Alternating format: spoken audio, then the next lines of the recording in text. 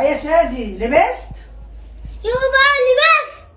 انت بتشوحني وانا بكلمك يا شادي؟ ماما زي روشا ما بيعمل في الفيديو. طب انا هكلم ابوك لوشا بقى.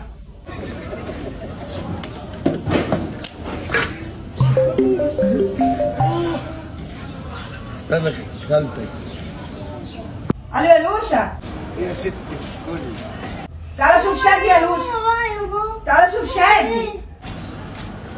كلمه بقول له انت يا شادي بتشوحني ليه كده اهوت؟ يقول لك انا بعمل زي لوشا في الفيديوهات.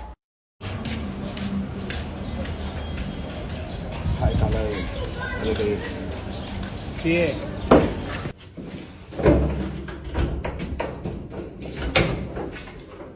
ينفع وراك يا سعيد.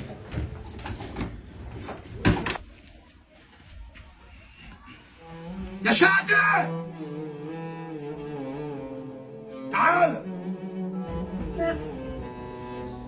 هو انت بتشوح لستك وتقول لها انا بعمل زي ما روشا بيعمل في الفيديوهات؟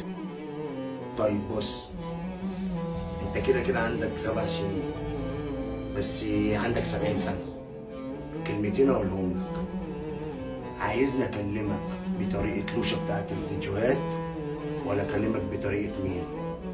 كلمني بطريقة بابا لوشي. ماشي، هكلمك بطريقة بابا لوشا. بص يا شادي، احنا بنمثل. لما بنيجي بنعمل دور زي ده في عنف، احنا بنوصل رسالة لناس معينة، ناس كبيرة. مش معنى كده اللي احنا نقلده، لان احنا بنعمل قصة. اخرة اللي بيعمل حاجة زي كده وبيتكلم بالطريقة دي اخرته وحشة، واحنا لازم نعمل الخير، ما نعملش حاجة فيها شر. سامعني ولا مش سامعني؟